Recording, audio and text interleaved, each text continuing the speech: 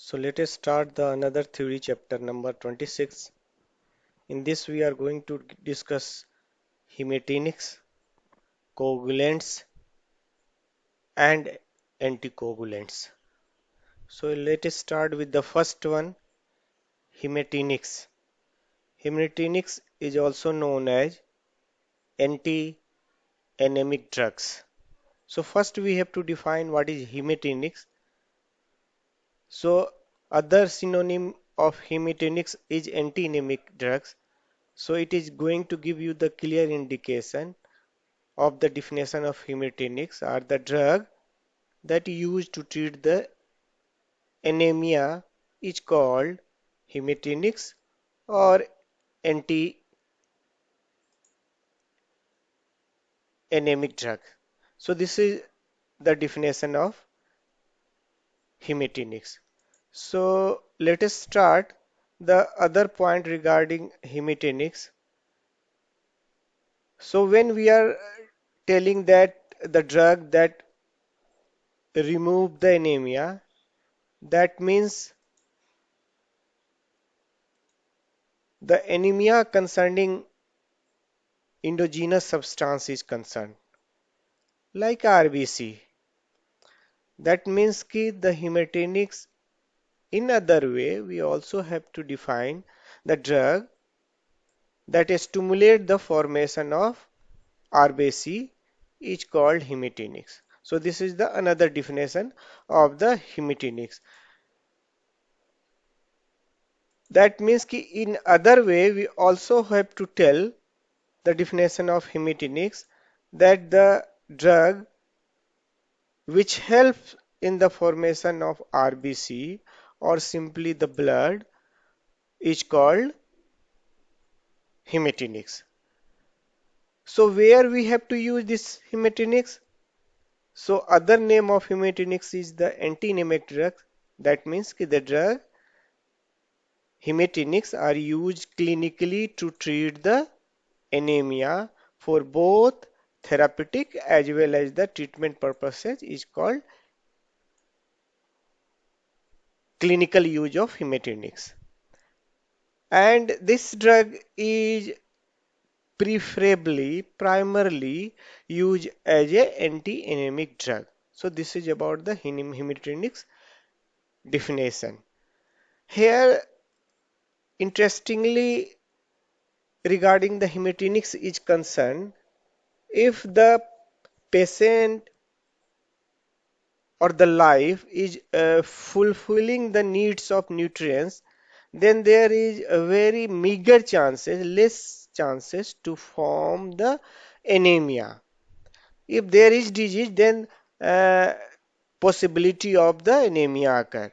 So if the nutrient fulfillment is occurring, then there is less chances to occur the disease anemia. Because if the nutrient is fulfilled that are participated in the formation of blood cell, then anemia will not occur. If the other disease condition occur, then there may be chances of the anemia. So what are the nutrients that participated in the hematopoiesis are mainly the iron, vitamin B12 and folate. So these three nutrients are the very important nutrient that are participating in the hematopoiesis process, means ki the process in which the formation of blood cell occur or the RBC occur is called hematopoiesis. So these are the three main ingredient or nutrient which participating in the formation of the hematopoiesis. Now there are conditions like colon cancer.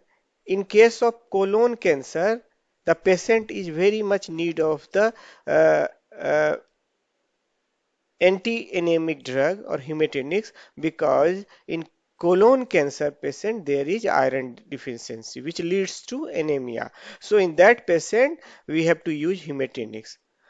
Or the condition like the disease like if there is worm infestation, particularly the blood infested worm like hookworm.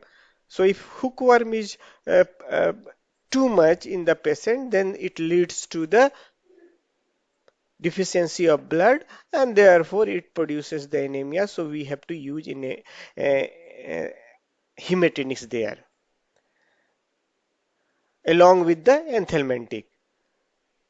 So in the hematopoiesis process, not only the nutrients are required like iron, like vitamin B12, like folic acid. Along with that, we need bone marrow, normal bone marrow.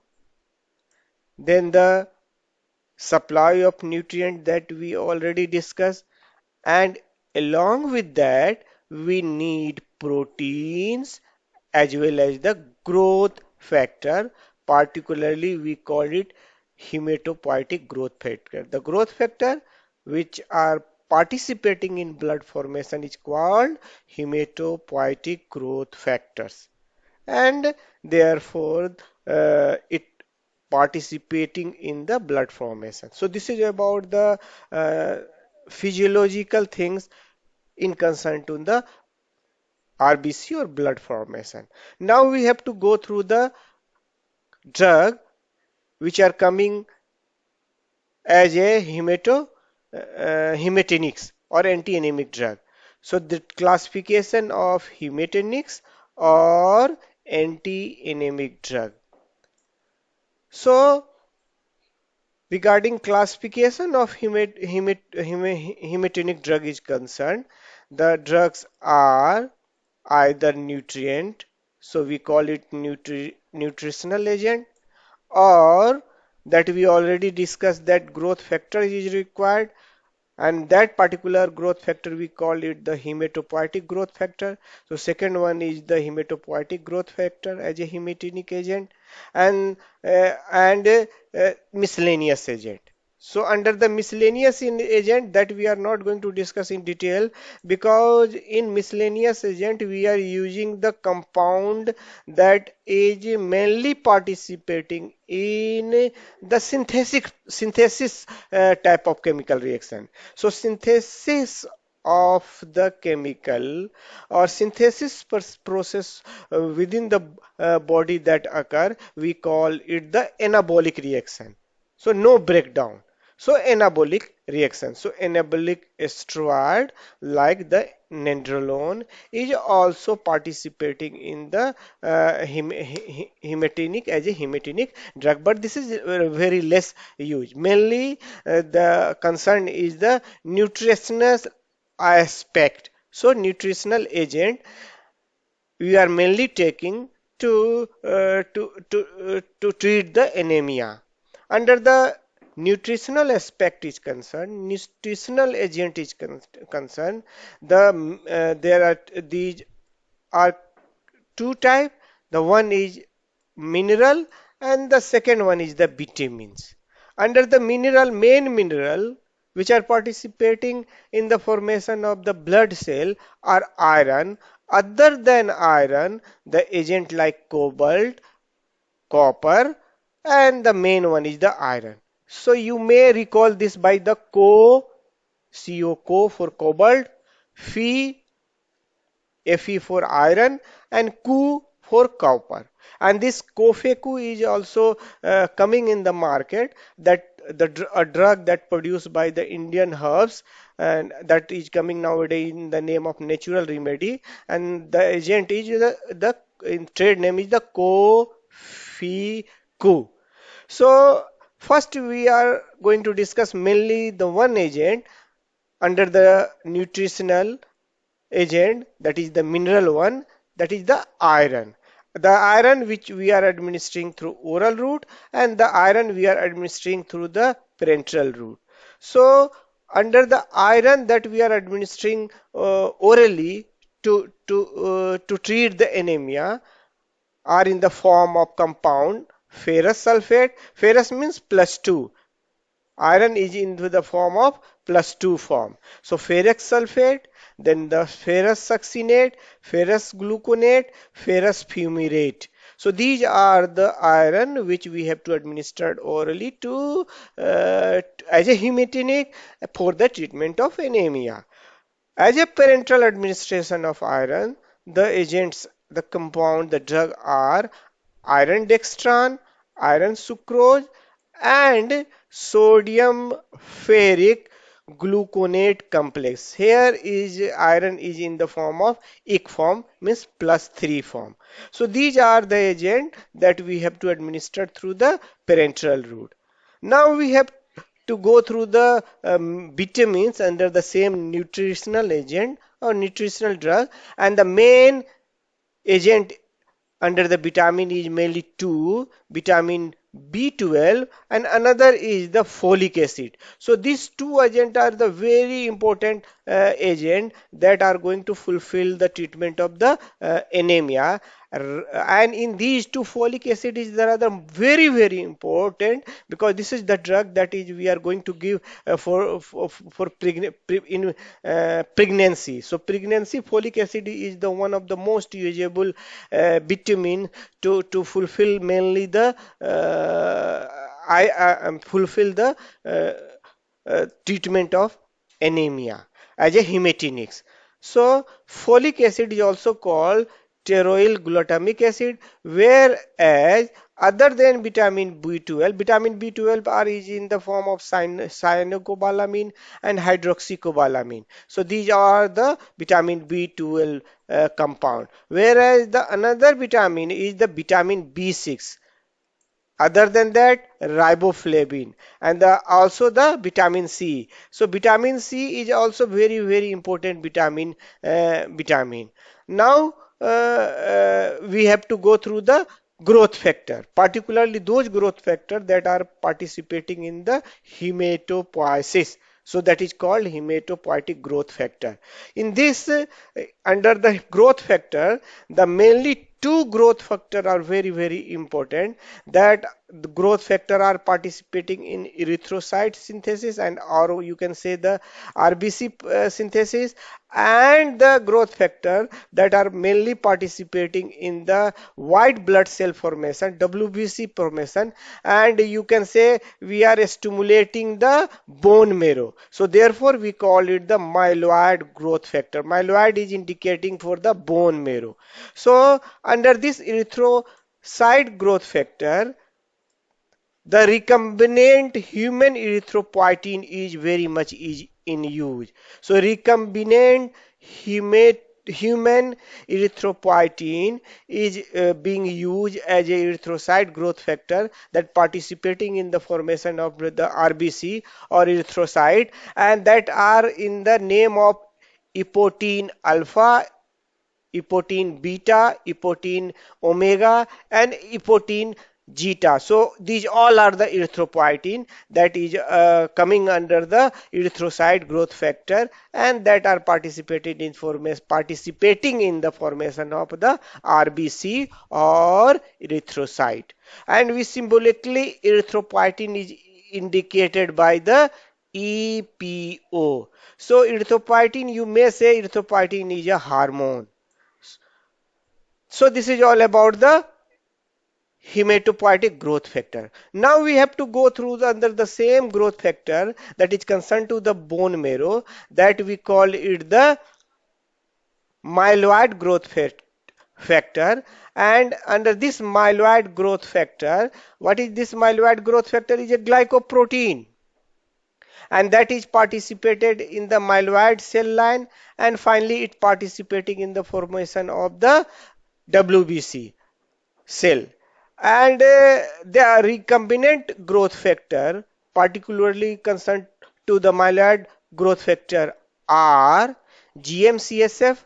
G stand for granulocyte, M stand for macrophage, and C stand for colony, S stand for stimulating, F stand for factor. So recombinant myeloid growth factors are GM-CSF, means कि granulocyte macrophage colony stimulating factor, granulocyte colony stimulating factor, interleukin 3, then macrophage colony stimulating factor, and then colony stimulating factor 1, then stem cell factor SCF. So these all are the recombinant myeloid growth factor. And this is all about the classification of the hematopoietic drug or hematinics or anti-anemic drug. So now we have to discuss in detail about these drug, or you can say classified drug. The regarding the iron we already discussed orally one, also discussed the parenteral one, we already discussed about this. Now we have to discuss about what are the side effects the iron have. The unwanted effect, or you can say the toxic effect of the iron is nausea, then the vomition, then the diarrhea. And particularly young one is very prone to the iron toxicity when the kids are going to take by mistake because of its red color and sweet in taste. As a resultant, it leads to the iron toxicity, particularly acute type of iron toxicity in case of the young children. And because of this toxicity, which produces severe necrotizing gastritis, and because of the necrotizing gastritis, it is going to produce the vomition and hemorrhage, as well as finally it leads to the circulatory collapse. So this is the toxicity of iron in case of the young children. They are going to take it by mistake. So this is the toxicity of iron. So now the question is arises, what is the antagonist, the drug that which nullify the effect of iron toxicity?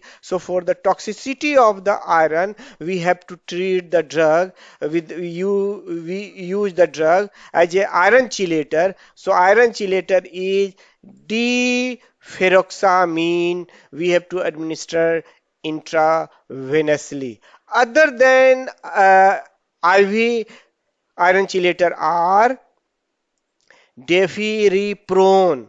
Deferiprone is to be administered orally, and another one is the defiraxirox is also the oral form of the iron chelator. So this is all about the drug. Main one is the IV one, deferoxamine, and oral one is the deferiprone. These two are the very important iron chelator we have to use to treat the iron toxicity, particularly in case of acute iron toxicity. So where we have to use the iron as a therapeutic use? Iron, as we already told, the iron we have to use to treat the anemia. So which type of anemia? Anemia because of the blood loss, chronic type of blood loss. And we have to also give to the in case of pregnancy or in case of early infancy stage of the kid. And also we have to give the iron when there is inadequate dietary intake is going on through to the patient, then we have to give the iron supply. Or if there is inadequate iron absorption is occurring, then we have to give the iron as a anti-anemic drug. So this is about the iron. Now we have to go through the folic acid and vitamin B12. These two are also coming under the nutritional aspect of the drug that used for the therapy of anemia. So these two, vitamin B12 as well as the folic acid, both are going to produce the megaloblastic hemopoiesis. I mean the folic acid as well as the vitamin B12, both are going to produce the symptom in the patient. We call it the megaloblastic anemia or megaloblastic hemopoiesis, and particularly B12 is concerned to the pernicious anemia. So for the treatment of this pernicious anemia or megaloblastic hemopoiesis, we have to use vitamin B12 or folic acid. Folic acid is also very important. So So chemically folic acid is steroyl glutamic acid, and that we have to use for the treatment of megaloblastic anemia and in case of the treatment of folate deficiency. So the folic acid we have to use as a prophylactic measure in case of the pregnant women, and also for before conception we have to give the folic acid, and also we have to give the premature infant. When infant is born premature, then we have to give this folic as a preventive measure. And the patient, when there is hemolysis occurring as a severe chronic hemolytic anemia, and also in the sickle cell anemia, we have to give the folic acid as a anti-anemic drug, or you can say you have to also give the vitamin B12, because these two agents, I mean the vitamin B12 and folic acid, is participating in the DNA synthesis. So this is very much required agent as anti-anemic drug, and they are particularly used to treat the megaloblastic anemia. So this is about the nutritional aspect. Now we have to go through its growth aspect. We already discussed, but here some of the point that we already left, we are going to discuss here. So erythropoietin we already discussed, that is particularly the myeloid type of growth factor. So myeloid type of growth factor, that is the GM or GCSF, are used for the synthesis of white blood cell. That is very important. And CSF is particularly used when there is infection. So for the infection we have to use the growth factor like the colony stimulating factor. It may be the GM, it may be the G. So this is very much required. And also we have to use erythropoietin, particularly in case of the RBC cell line. When we want to increase, then we have to use the erythropoietin. And in blood loss, or if there is a low oxygen, then we have to use the erythropoietin. So this is about the uh, growth factor. It may be the erythropoietin growth factor or myeloid growth factor that we already discussed. So clinical use of the this both the growth factor we are going to discuss. So as we already discussed, recombinant human erythropoietin is coming in the name of epoetin, whereas the myeloid growth factor is coming in the form of recombinant granulocyte, that is the GCSF, or other are filgrastim, lenograstim, pegfilgrastim, and lippegrastim. These all are the recombinant human colony stimulating factor.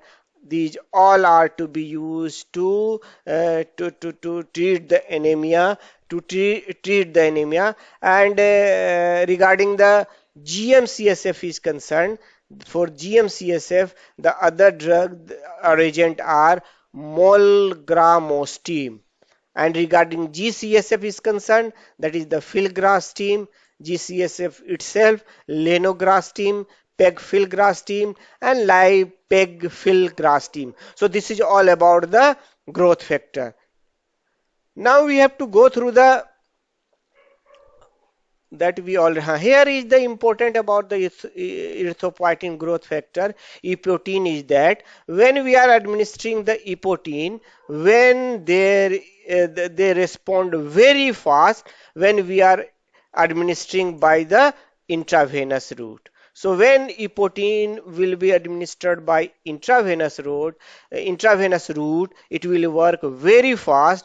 And if you want to go through the greatest response of the epoetin, then you have to administer this epoetin by subcutaneous route. So this is very important 2 point in concern to erythropoietin is concerned. Regarding the myeloid growth factor is concerned, we clinical use that we already discussed, where we have to use these erythropoietin in case to treat the anemia of the chronic renal failure, of the cancer therapy in case of premature infant and infants, premature infants, and for the therapy of AIDS, we have to use this one. Regarding the myeloid growth factor is concerned, we already discussed most of the point.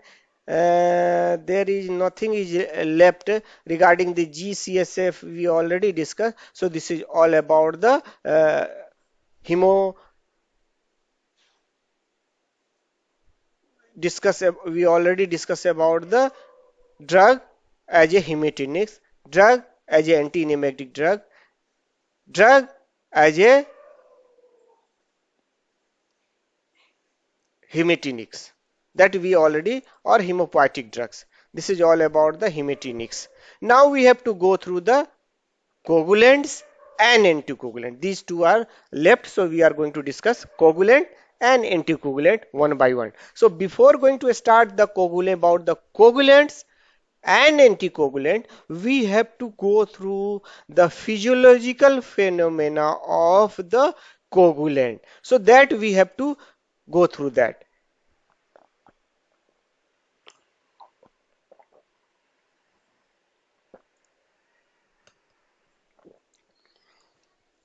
So coagulation pathway or coagulation cascade are going through two pathway, intrinsic pathway and in extrinsic pathway. If there is external injury is occurring, that going through the coagulation by extrinsic pathway. If there is injury occurring in vascular endothelium, then the coagulation pathway is going through intrinsic pathway, and through the both the pathway there are requirement of the coagulation factors, several factors, as well as the requirement of the calcium. So and and therefore finally it produces the coagulation pathway. Also there is requirement of the vitamin K. So if we are aware about the coagulation pathway, how the coagulation is occurring, then we have to target that pathway and use as a drug for both coagulant as well as the anticoagulant. So here is the main agent is the vitamin K, then the calcium, then the coagulation factor, several coagulation factor, then the prothrombin, then the thrombin, then the antithrombin, then the fibrinogen. So these are the important endogenous substances that are participating in the coagulation pathway, and the drug that we are using as coagulant and as well as anticoagulant are targeting these pathways. So now we have to discuss the physiology, how the coagulation is going on. So whether it is going through the extrinsic pathway or intrinsic pathway, both are coming at a common point, that is the factor number 10.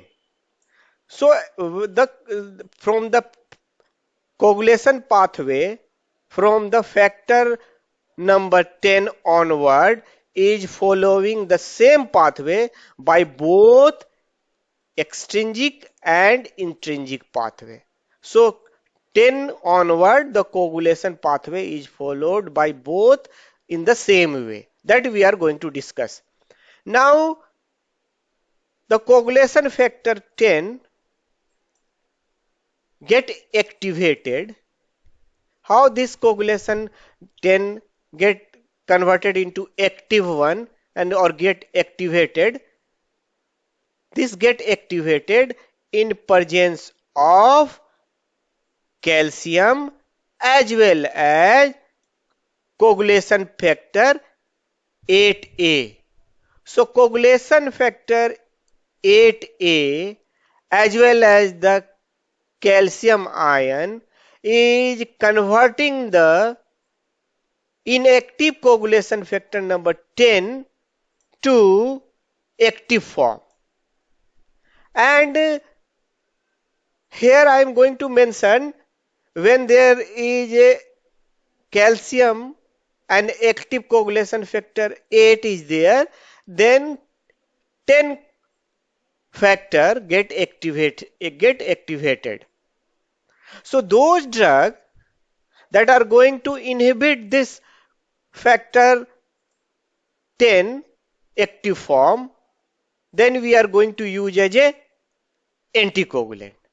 So here the 10A inhibitor, factor 10A inhibitor, that we are also calling it the direct inhibitor of the 10A, that are used as a oral formulation as a anticoagulant are apixaban and rivaroxaban. So 10 get activated into 10A active form, and the drug which inactivate the 10A is inhibiting the further coagulation pathway, and therefore it is used as a anticoagulant. So therefore factor 10A inhibitors like the apixaban and rivaroxaban used as a anticoagulant.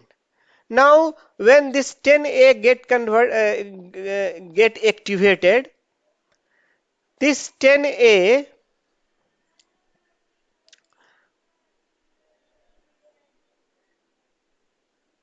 so this 10A as well as the calcium ion, 10A as well as the calcium ion as well as the 10A, these two are participating to convert the factor 2, that is also known as prothrombin, and this prothrombin is inactive and get converted into active cofactor 2A or thrombin with the help of active 10 as well as the calcium ion, and therefore thrombin is formed. So this thrombin is formed in presence of the active form of the factor number 10 and calcium. So those drugs that are going to act like antithrombin, third antithrombin, so those drugs that are having the negative effect on the thrombin, we call it antithrombin second, that are going to inhibit the coagulation cascade, coagulation process, and therefore we have to use that also as a anticoagulant, because they are hindering the coagulation pathway by hindering the process of the thrombin. So antithrombin is, the name is telling, is against the thrombin. So this antithrombin is also represented by 83rd, having the negative impact on the thrombin. So this is the active form of the cofactor second A, and therefore this coagulation cascade will not proceed further in the process of coagulation. So this antithrombin is not only having the negative cascade, negative effect, negative impact on the thrombin, but it also have the negative effect on the 10A factor. So therefore it inhibits the coagulation cascade. Like the drug that are used parenterally, heparin and low molecular weight heparin like enoxaparin, dalteparin. So these two are the low molecular weight heparin. These two are the parenteral drug, and these two are activating the antithrombin third. So any drug that activate the antithrombin, that means that is inhibiting the process of coagulation cascade by inhibiting the thrombin further process. because the name is antithrombin. So they are inhibiting the action of thrombin. So the drug like heparin and the low molecular weight heparin are used as a anticoagulant because they are inhibiting the coagulation cascade and therefore used as a anticoagulant, and these are used as a parenteral administration. And again, from the same group that are also called, they are not going to act on antithrombin, they are directly acting the action of thrombin, means ki second A. What is second A? This is the cofactor A. So cofactor A is participating in the onward coagulation pathway. So those drugs which nullifying the action of second A, that is called thrombin, direct thrombin inhibitor, and that are inhibiting the coagulation pathway, and therefore they are used as a anticoagulant, and the drugs are argatroban, dabigatran. So argatroban and dabigatran, also desirudine and bivalirudine. So these all are the drug agent chemical that are the direct thrombin inhibitor used as a anticoagulant. Now after the formation of the active form of the factor second, this factor second is again participating, this factor second along with the calcium, they are participating in the formation of fibrinogen to fibrin. So fibrin is the clot. So this factor number 2 or thrombin along with the calcium, these two are participating in the conversion of or activation of fibrinogen to fibrin. So fibrin is a clot and therefore form the clot, and therefore it completed the coagulation pathway. So the formation of clot, that we call it the fibrin, is occurring in presence of thrombin, that is also called factor 2, and in presence of calcium it converted fibrinogen to fibrin, and therefore it completed the coagulation cascade. So those drugs that are acting on these pathway, that we are going to discuss. Another agent, or the you can say the inactive compound, endogenous compound, that is the plasminogen. That plasminogen get activated and converted into plasmin. So plasminogen get converted into plasmin, and this plasmin is actually degrade the fibrin. So what is the function of this plasminogen? Plasminogen is inactive form. This plasminogen get converted into plasmin, that is the active form. So this plasminogen converted into plasmin active form, and this plasmin is degenerate or degrade the fibrin, that is the clot. So it inhibit the formation of clot, degraded the clot. So plasminogen is degrading the clotting process because it is degrade the clotting. So plasmin activator is used as a anticoagulant.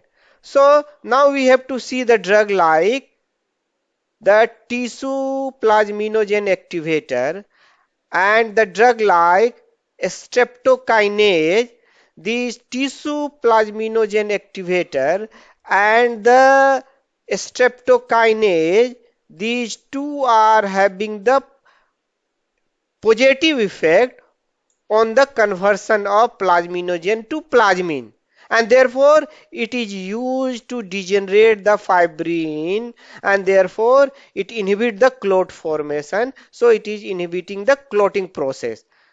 Now we have to see, we already knowing about the vitamin K. So coagulation, in the coagulation coagulation process, vitamin K is also participating, and this is participating in the formation of component, and that component is required for the coagulation factor number 2, 7, 9 and 10, and therefore it is participating in the coagulation process. How this vitamin K is required to form the component for coagulation factor number 2, 7, 9, 10, we have to go through that. The endogenous compound glutamic acid, in presence of oxygen and carbon dioxide, that get converted into gamma carboxyl glutamic acid.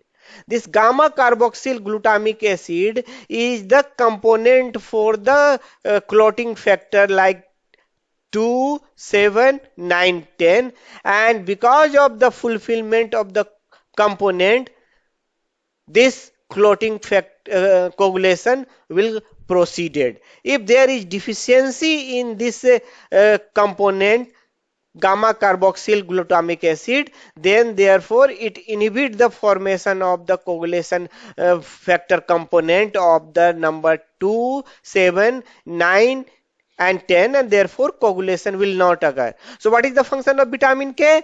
This vitamin K in reduced form is helping, is participating in conversion of glutamic acid into gamma carboxyl glutamic acid. That is a component of the factor number 2, 7, 9, 10. So that way reduced vitamin K is participating in the coagulation factor. So this is very, very important component, and therefore the reduced vitamin K is participating in the coagulation factor. So this reduced vitamin K, when participating in formation of the gamma carboxyl glutamic acid, get converted into oxidized form, we call it the vitamin K epoxide.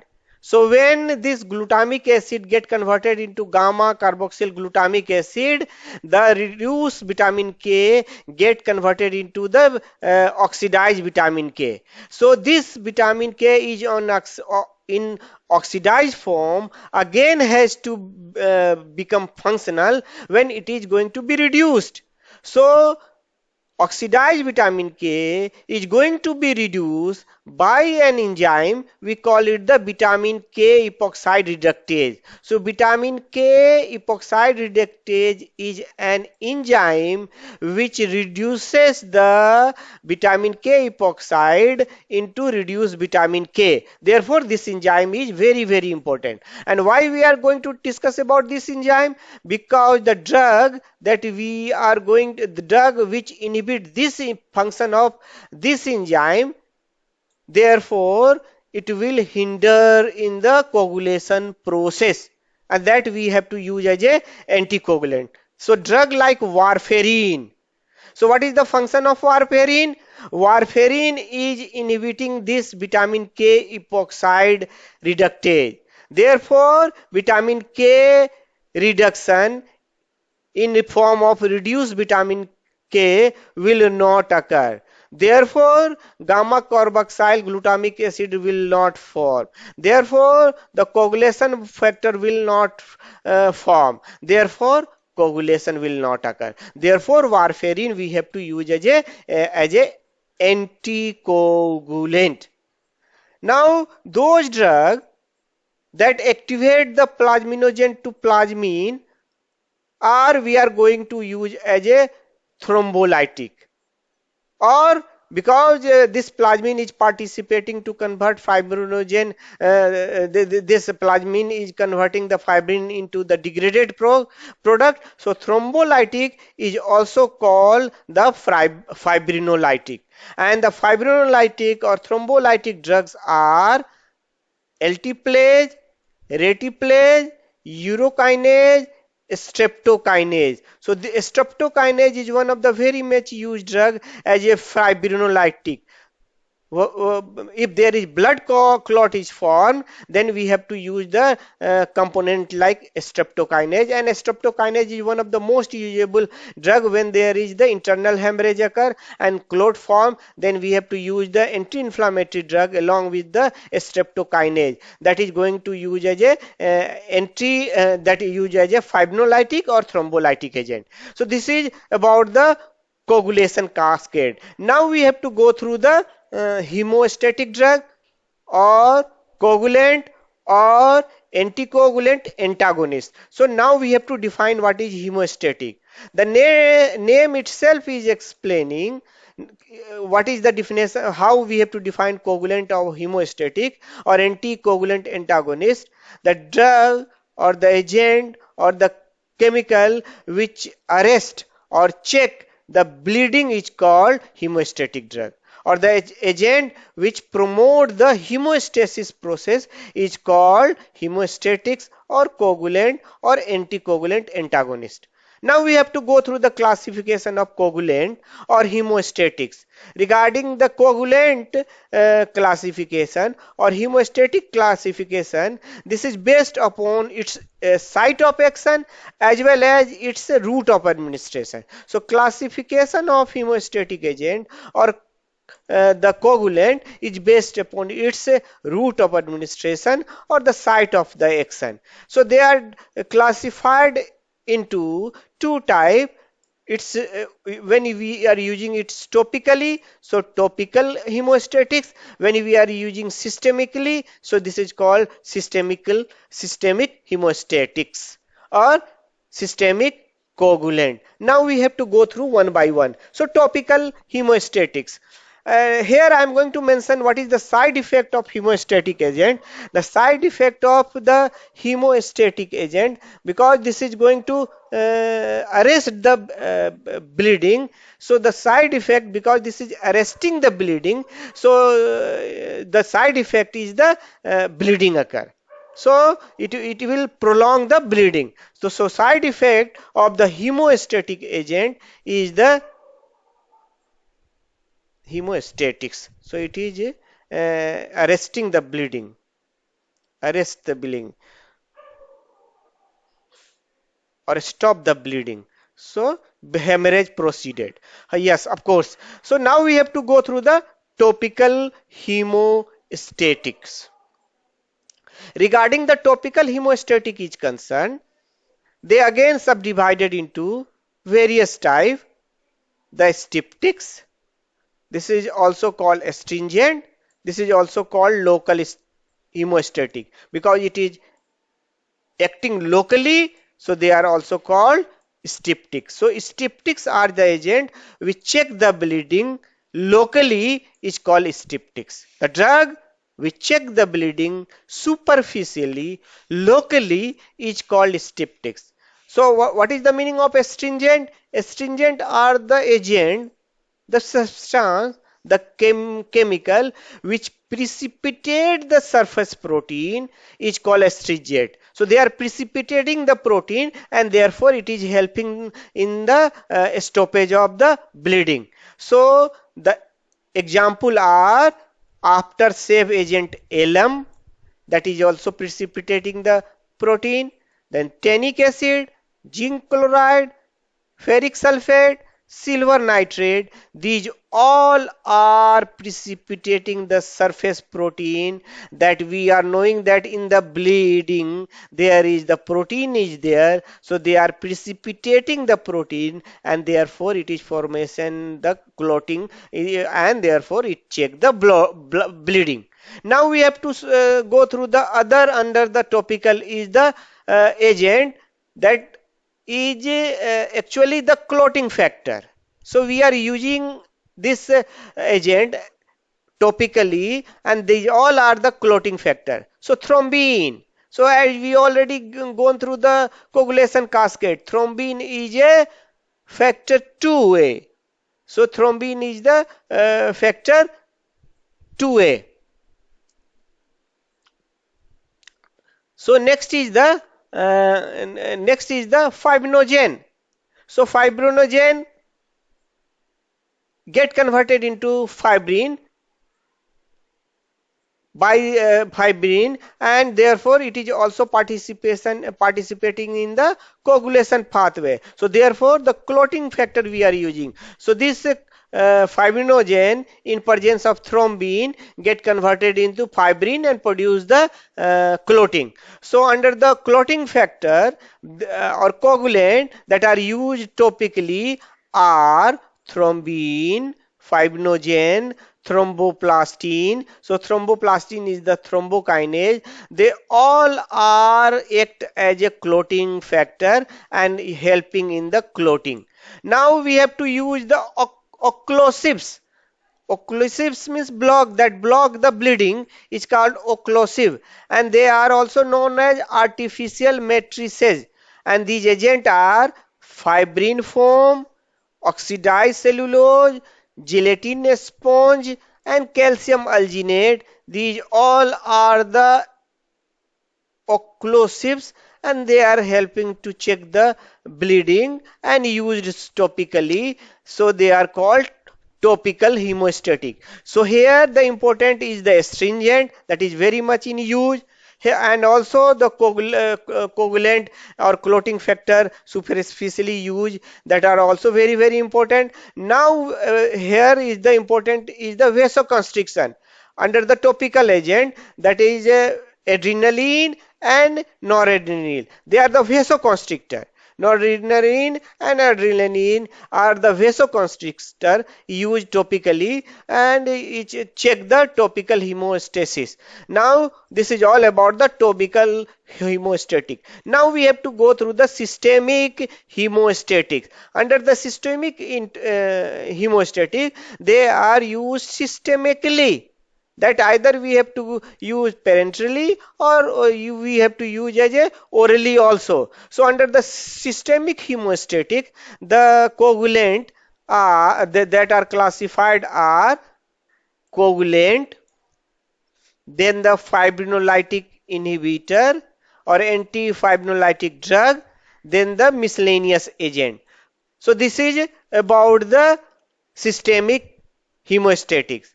Under the coagulant that are very much used is vitamin K and vitamin K analogs like phytonadione and menadione. So menadione and phytonadione are the vitamin K preparation, and that are used as a systemic hemostatic, and as we have seen how this vitamin K is participating in the coagulation pathway, and we are using systemically, particularly when there is toxicity of warfarin occur, then we have to use also there for the therapy of the anticoagulant toxicity. So this vitamin K and its analog like phytonadione and menadione. Also other agent we are directly using the blood, because the blood is having the component participating in the coagulation coagulation pathway. So we are using the blood and blood components for the coagulation. So under the blood and blood coagulation component, we may use the whole blood, we may use the plasma, it may be fresh frozen, and platelet rich plasma. We have to use cryoprecipitate, and also we have to use anti-hemophilic factor and fibrinogen. So this is all about the coagulant. Regarding the mechanism of action of vitamin K is concerned, that we already discussed. Vitamin K is participating in conversion of glutamic acid or in presence of oxygen and carbon dioxide, in presence of the reduced vitamin K, and this reduced vitamin K convert this glutamic acid into the gamma carboxy glutamic acid, and gamma carboxy glutamic acid is a component of the coagulation factor like the 2,7,90, and therefore coagulation occurs. So this is the role of the reduced vitamin K. So therefore participating in the coagulation. Now we have to go through the fibrinolytic inhibitor or antifibrinolytic drug as a coagulant. As we know, fibrin is a clot. Fibrin is a clot, and this fibrin is get degraded by degraded product by plasmine, degraded by the plasmine. So this fibrin is degraded with the help of the plasmine, so therefore it inhibiting the clot. So those drug which inhibiting this conversion of fibrin into in its degradation are called fibrinolytic inhibitors. So what is fibrinolytics? Fibrinolytic is the conversion of fibrin into degraded product. This is fibrinolytic, and those drugs which inhibit this pathway is called fibrinolytic inhibitor or anti-fibrinolytic drug. Therefore, the drug which inhibit this pathway is promoting the persistent of fibrin, means clotting, so therefore coagulation occur. So the drug that used as a antifibrinolytic are aminocaproic acid in form of epsilon aminocaproic acid and tranexamic acid and aprotonine. So these all are, I mean, aminocaproic acid, tranexamic acid and aprotonine.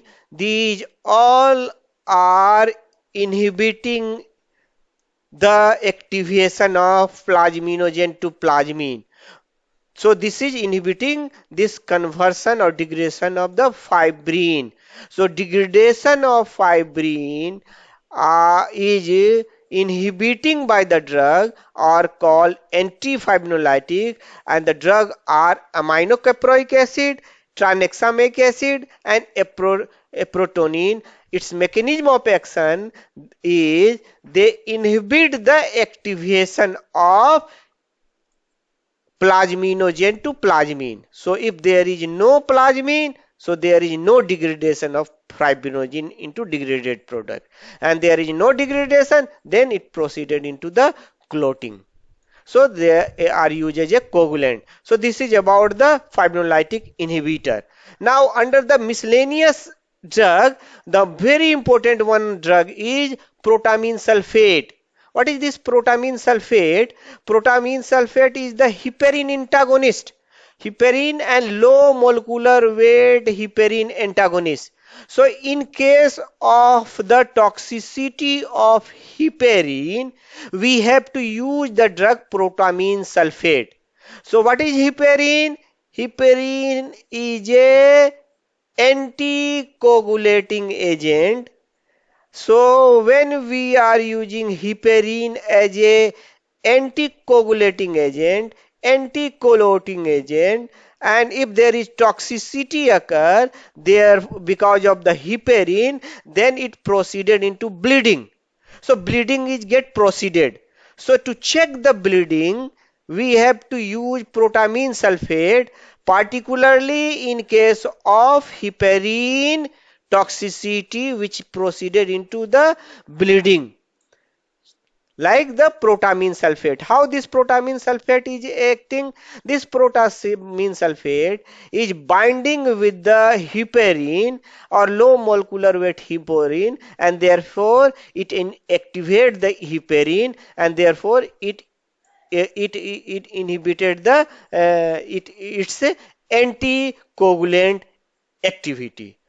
Other than this, the drug like malonic acid, oxalic acid, ethamsilate, these are promoting the platelet aggregation. So when platelet aggregation occur, they are going to check the bleeding. So promote platelet aggregation, the drug like malonic acid, oxalic acid and ethamsilate. Other than that, the drug under the miscellaneous are adrenochrome, monosemicarbazole. This is one drug. Then carboplast, and the last one is desmopressin and routine. Desmopressin is a, you can say, man-made vasopressin. Desmopressin is the man-made vasopressin. Now we have to go through. This is all about the coagulant or hemostatic or anticoagulant antagonist. Now we have to go through the antihemostatic or antihemostatic drug or anticoagulant. So anticoagulant or antihemostatic drug that we are going to discuss. First we have to define the anticoagulant. So the drug which inhibit the coagulation is called anticoagulant, or the drug which inhibit or prevent the hemostasis, then we are going to call it the anti-hemostatic drug. So the side effect of this drug is the bleeding. So side effect of anti-hemostatic is the bleeding. Now we have to classify the anti-hemostatic drug. Probably in earlier we discussed under the hemostatic, we told the side effect of the hemostatic is bleeding. That is wrong. So you have to correct it. So now we have to go through the classification of anti-hemostatics or anti-hemostatic drug. So this is classified into three types. That is the anticoagulant, that is the thrombolytic or fibrinolytic, and the last one is the antithrombotics or antiplatelets drug. So first we have to go through the anticoagulant. Under the anticoagulant, we have to subtype based upon its use. You may say based upon its use, either in vivo or in vitro, we have to classify the anticoagulant. So anticoagulant, when we are using as a outside, we call it in vitro anticoagulant. When we are using inside or systemic use, we are going to call it the in vivo or systemic anticoagulant. This is about the anticoagulant. Also other under the same anticoagulant are that when you use orally, then we also call orally or slow acting anticoagulant. And also there are direct that are also going to be used orally or systemically. So we are also oral direct factor 10A inhibitor, and also the direct thrombin or factor 2A inhibitor. So this is all about, because they all are to be used systemically. So these all are kept in the same group. Now we have to go through one by one so that we have to understand. So under this in vitro, we have to go through the mechanism of action as well as the example. So the under the in vitro, they are used in laboratory as well as the use for the blood. That blood we have to use for the blood transfusion, and also we have to use for the laboratory purpose. So both are coming under the in vitro use of the anticoagulant. Their mechanism of action of all these agents, they are going to remove the calcium. They sequester the calcium. They bind with the calcium. This make the unavailability of the calcium. So as we know, calcium is the very much participating in the coagulation pathway. So if there is no coagulation and there is no calcium in the blood, or less calcium in the blood, then the coagulation cascade will not occur. So if there is no calcium coagulation cascade, then this is used as a anticoagulant. And under this calcium sequester agent are, these are very much in use, are oxalate, citrate, trisodium citrate, EDTA, sodium fluoride, and heparin. These all are the calcium sequester. Heparin is also having the other mechanism of action also, but along with that, they are also sequestering the calcium. Heparin is also anti-thrombin. Heparin is also heparin and low molecular weight heparin are also the anti-thrombin active, promoting the anti-thrombin activity. So these all are sequestering the calcium, making unavailability of the calcium, and therefore it is checking the coagulation pathway, and therefore it may be used for the laboratory purposes as well as in the blood as a blood transfusion, all or laboratory purpose, so that the blood will not clot. So the example under the same, these that are divided into two parts, the anticoagulant for the laboratory purposes from the same, the example are oxalate, then the sodium fluoride and EDTA, that is the ethylene diamine tetraacetic acid. Regarding the that we have to use in the blood, that blood we have to use as a blood transfusion, and also for the laboratory purposes where we want blood not to clot, then the agent are from the same group, the sodium citrate, acid citrate dextrose and heparin. So this is all about the anticoagulant for the in vitro use. Now we have to go through the main most important one is the in vivo anticoagulant or systemic anticoagulant. Regarding this, when we are using parenteral, then their action is rapid. So rapid or parenteral acting anticoagulant. They are heparin or low molecular weight heparin. And under the low molecular weight heparin, the example are enoxaparin and dalteparin.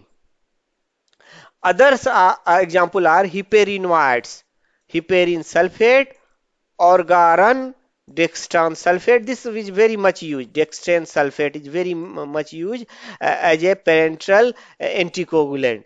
Then we have to go through the mechanism of action of heparin. So as we told, the heparin is potentiating and possessing the positive effect, or rather activating the action of the or promoting the action of antithrombin third.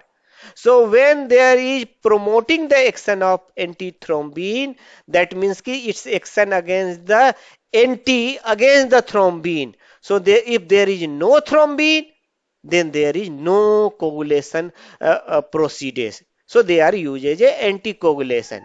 As also we have knowing about that antithrombin third is also inactivating the coagulation factor 10A, also activating particularly antithrombin third. Antithrombin third, the its action is this is inactivating the factor coagulation factor 10A, as well as it also inactivating the thrombin. That is why the name is antithrombin third. So if there is no thrombin or it is nullifying the effect of thrombin, then there is no coagulation cascade. So this way heparin is acting. So one drug, fondaparinux. Fondaparinux is inactivating the coagulation factor 10A. Now this is all about the parenteral anticoagulant. Now we have to go through the oral one. Under the oral slow acting anticoagulant, because we are using orally, are coumarins or coumarin derivative. In this the drug main important is warfarin, that is still we are using. Other are dicoumaril, acinocoumarol, ethyl bis coumacetate, fenprocoumon, cyclocoumarol. So these all are the coumarin derivative or coumarins. Then indane derivative, indane dione derivative or indane diones. And the example are anisine dione, phenyl dione, diphenadione. So these all are the orally acting. Amongst these one, warfarin is we are using, still using, but regarding the warfarin is concerned, this is very much toxic because the warfarin is very low therapeutic index, and therefore its toxicity is bleeding. So we have to use the its antidote as a vitamin K. Regarding the mechanism of action of warfarin is concerned, the warfarin that already we discussed earlier, that warfarin is going to inhibiting the enzyme that converted the vitamin K oxidized into reduced form.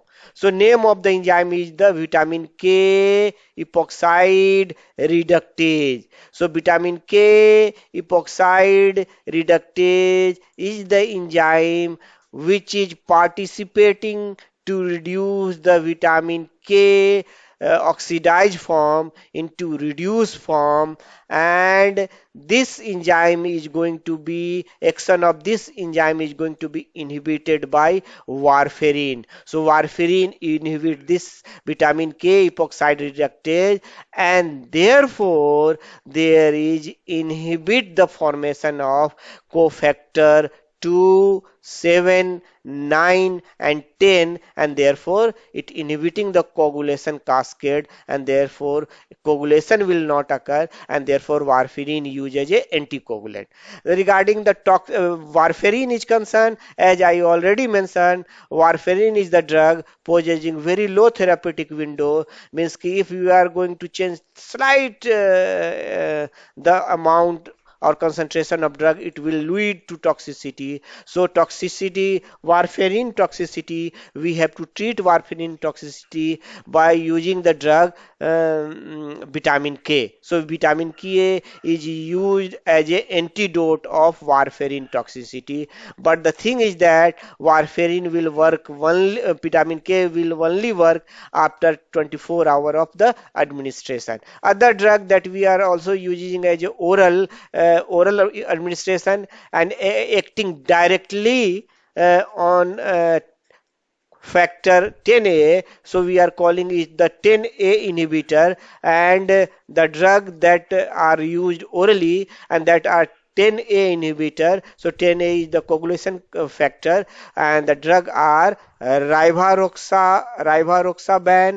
apixaban, indoxaban, and its mechanism of action, they are going to inhibit the action of the coagulation factor 10A by direct binding to the coagulation factor 10A. So 10A will not occur, and therefore it inhibited the coagulation pathway. Now the drug like that also inhibit the thrombin. So as we know, thrombin is now that we know that thrombin is also called the factor 2A. So this thrombin is going to convert the convert the fibrinogen to fibrin. So and therefore this is the final step of the coagulation. So there is no conversion of the if there is inhibition of thrombin or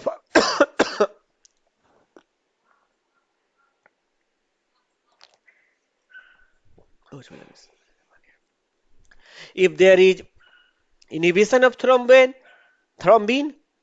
so therefore it inhibits the formation of the fibrin, and therefore it inhibits the coagulation pathway, and therefore it is used as an anticoagulant. Under this direct thrombin or factor 2 inhibitor, the drug are hirudin, argatroban, dabigatran, malagatran, desirudin, bivalirudin. So these all are the thrombin inhibitors.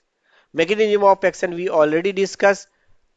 Regarding argatroban, dabigatran, these are the univalent direct thrombin inhibitor, whereas the drug like desirudin and bivalirudin, they are the bivalent direct thrombin inhibitor. It means the first one is univalent, so it bind with the thrombin at two site, whereas the second one is the bivalent, and therefore it is going to bind at two site with the thrombin, and therefore it inhibiting the action of thrombin or coagulation factor second. So this is all about the coagulant, anticoagulant, either in vitro or in vivo. So this is all about. Now we have to go through the thrombolytic or fibrinolytic.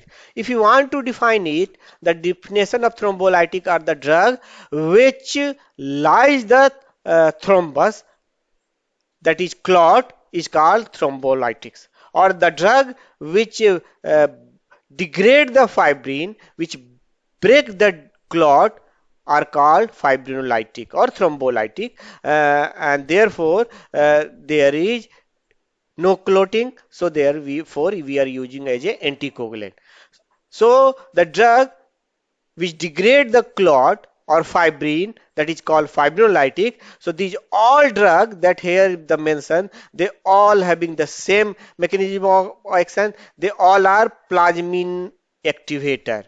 So plasmin activator means the drug which enhance the formation of plasmin, and therefore as we know plasmin is degrading the clot fibrin to degraded product, and the drug are alteplase, retiplase, tenecteplase, streptokinase. As we earlier mentioned, this one is the very much used streptokinase, then urokinase, so and also the tissue plasminogen activator, and also any strip play.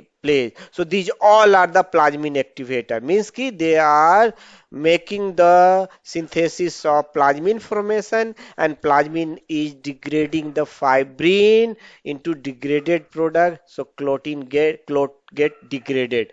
So if there is toxicity of the fibrinolytic occur, so it leads to bleeding. So to check this toxicity, we are side effect, we are going to use the antifibrinolytic drug. So antifibrinolytic drug that we already discussed, like the aminocaproic acid and tranexamic acid, with that we are going to use.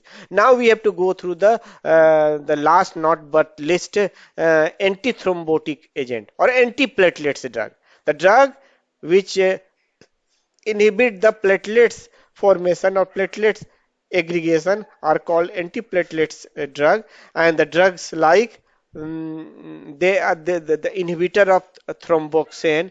So as we know, the thromboxane is the participating in the formation of platelet aggregation as well as the vasoconstriction. The function of thromboxane, as we know, the thromboxane is the autocoid, and this autocoid is participating in the platelet form aggregation and vasoconstriction. So those drugs which inhibit the thromboxane function of thromboxane, inhibiting the platelet aggregation and vasoconstriction, and called inhibitor of thromboxane. So drug like aspirin, dipyridamole, deoxyben, and sulfenpyrazone, these all are the inhibitor of thromboxane. Regarding aspirin, as we are knowing, this is the antiplatelet because aspirin is the cyclooxygenase inhibitor, and therefore it inhibits the thromboxane formation.